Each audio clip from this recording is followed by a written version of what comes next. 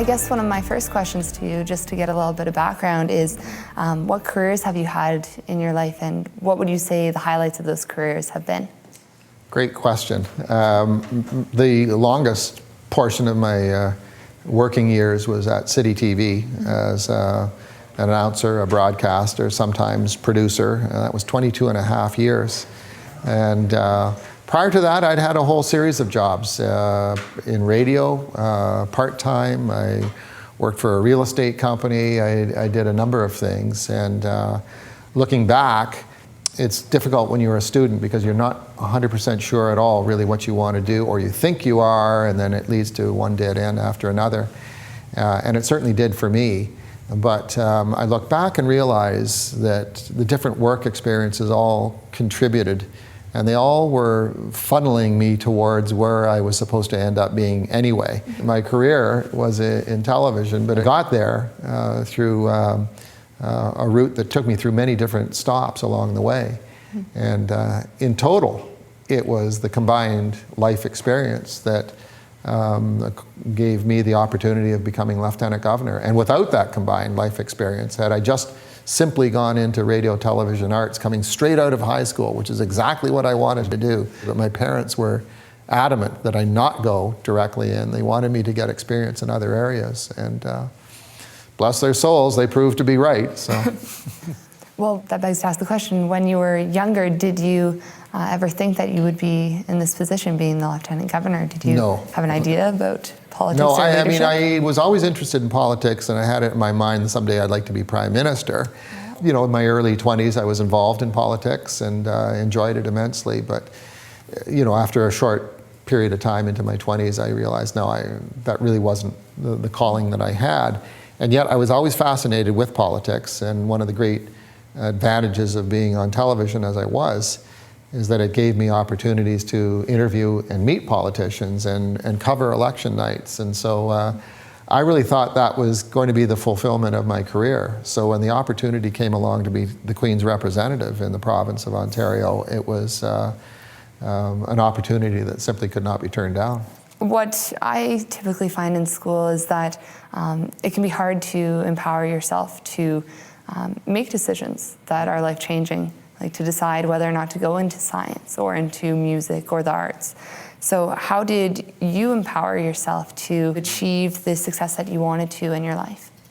It's a very good question. I think one of the key things that I was very fortunate to have some excellent teachers and very good mentors, and sometimes they're not the same person. Sometimes your best mentor could be a teacher you don't even have one of their classes, but perhaps you know them through sports or through another club function in the school. So I think that's the start point, really, is seeking out a mentor that you can trust. And I was very fortunate in that regard, that I had a number of people along the way who gave me individual wise words of advice that in some instances were nothing more than a single conversation that just stuck with me my entire life. I think the other thing is, and this was a quote that I heard just recently, your internal motivation must be greater than your external circumstances. Now, it's really simple to say, but you can have a lot of really adverse external circumstances. But I think you have to, draw upon yourself and realize that, for the most part, no matter the difficulties that you're encountering right here, right now, that in this country, we have more opportunities and you have more advantages than just about anywhere else on the earth. And that if you look for mentors, that you can strengthen your own internal motivation, that you can get through difficult times, and that you are going to succeed in whatever it is that you end up doing. You have to have that faith and that belief. Who was your mentor, and what types of messages did they bring to you? I was very fortunate. I had a series of mentors. My high school principal was quite a mentor, just for one simple conversation that he had with me. And he took me aside and he I think it was probably in the last 15 or 20 minutes that I was actually in the school getting ready to go out the door. And he said, Dave, you have the potential of actually being the Prime Minister of this country. Well, that got my attention. And he said, but you are an ideas person. He said, your strength is not in organizing or administering. And he said, so I want you to promise me that if you ever get yourself into a position of responsibility, that you will make sure you have a very good administrator and a very good organizer who accompanies you and who is a part of your team. And yet for all those years, I never had the opportunity of using that piece of information. But the day I took office as Lieutenant Governor, it became real. So there was a piece of advice from the late spring of 1970, and I was not able to apply that message until September 5th, 2007. And yet there was that piece of advice that I held on to. The reality is, as you go through life, even as a young person in high school, look to be that kind of person yourself. Look to say that one sentence, that one moment that might just stick with somebody in a moment of adversity or difficulty that they're going through, or just a moment where somebody needs encouragement. Because you just don't know how it's going to stick in their minds for the rest of their lives. So with all the teacher mentors that you have, I'm sure you have some advice to give them. What advice do you think you would give to teachers who are teaching students with disabilities and how they can incorporate those disabilities into the classroom? Well, I think the message would be is that I think the vast majority of young people who are in high school who have some kind of a disability don't want to be treated especially different. Students want to be just treated as individuals. And I think that was, in a sense, how I was treated. There was no favoritism that was given to me. There were expectations that were given. Were there allowances in different areas? Yes, but not many, and only when it was appropriate. I think the other message I would say to teachers is to be mindful of, I would even say, depression on the part of a disabled student. That there can be, and there likely will be, different days, different times where just the sheer coping with the disability is about all that student is capable of on that given day. I've often said in speeches that I've delivered over the years that, and I say it with great respect to anybody who even right now who is listening is coping with a recent death in the family. But I think in many, many ways that coping with the disability on a daily basis is more difficult than dealing with death. Because when you have a loved one that passes on, and there's grief, there's deep sadness, there's a deep sense of loss, and then time goes on, and time changes things, and you still miss the person, but it lessens over time, and that's the reality. On the other hand, in a lot of instances, a disabled person, it's every single day. And there's a reminder, and sometimes it's a big reminder, and other days it's a smaller reminder. So that's something that I would remind teachers about, to be mindful of that. The other thing, though, is kind of almost like a flip side of it, and that is that a motivated disabled student, a student who has been able to transcend disability, has been able to move above their circumstances, is in fact a very highly motivated person. And that teachers can spark that motivation even more and encourage them even more, and see very significant accomplishments come out of that student.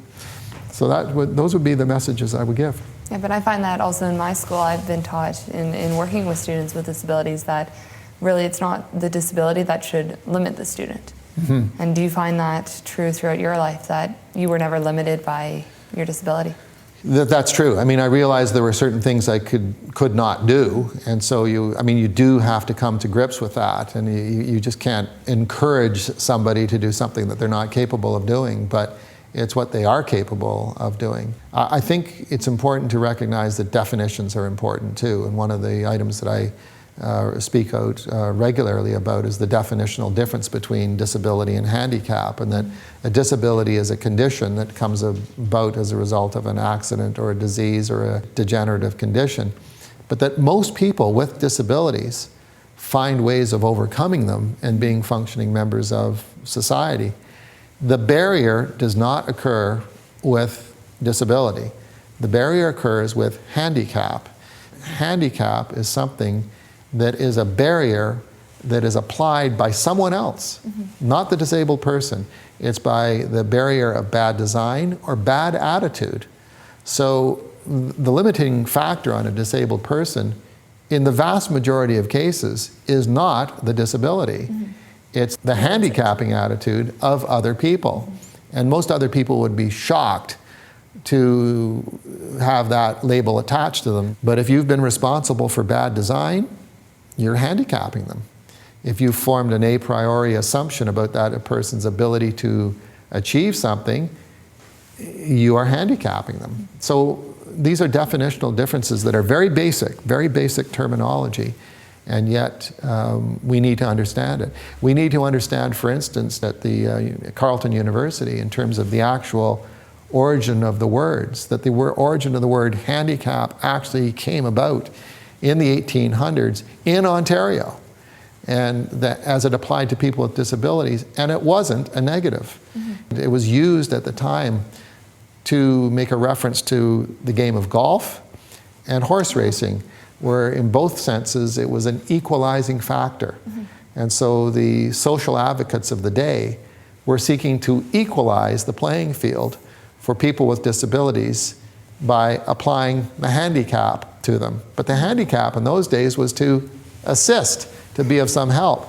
And ironically, over times, the word is morphed as it applies to disabled people as something that's negative. So we have to get to the point, I suggest, where we start to apply the word handicap in that same positive meaning. We have to look at it from its original definitional difference. And all it really means is helping equalize the playing field. I'd agree with you. Many of the students that I talk to, they tell me that instead of looking at it as a disability, they call themselves, I have a special ability. Yeah. That is different than anybody else. I'm gifted in a certain way. Yeah. Which I find is quite inspirational, that they would never let whatever disability they're dealing with stop them from achieving what they want to do with life. Absolutely. Now you touch a little bit on what types of messages that you would bring teachers. Do you think that there is a place in the classroom, in the curriculum in particular, where accessibility and these types of terms can be discussed? I would certainly hope so. It might even be better to actually be in teachers' college to get to that level, and until it can, then perhaps in terms of professional development days as a source of discussion. The start point, though, is to really come to grips with some of these definitions. We need to look at the definition of the word inclusion, which is also a positive, at least it's being used as a positive, but we have to ask some very basic questions about that word, because it's a word that is mandated, and it can be enforced, and it can achieve benefits. But the word we should be looking at is membership. And membership is a very different word. Membership means that you've been invited to join, to be a team member, to be a part of, to be included in. It's a positive. These are really basic terms, and I know they're basic terms, but I think that's at the heart of it. That's what we need to be focusing on. You can already see this morphing into the history curriculum and the English curriculum. Yeah. I like where it's going. What type of advice would you give to students with disabilities? Well, I would say this. You are in a more difficult situation than able-bodied students. That's number one.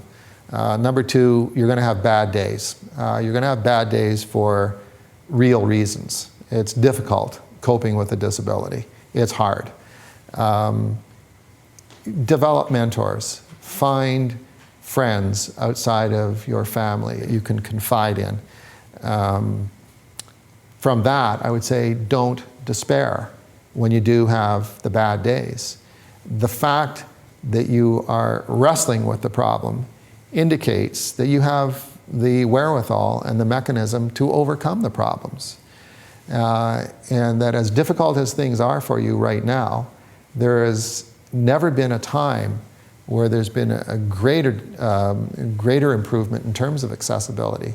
We are just now moving into a spectacular new era of new technologies, of computerization that is beyond anyone's thinking even from a couple of years ago. In terms of employment, those numbers are starting to change. Major corporations, big companies in this country are beginning to realize that until and unless they have a significant proportion of their workforce represented by people with disabilities, that they're not going to be able to make the profits that they want to make.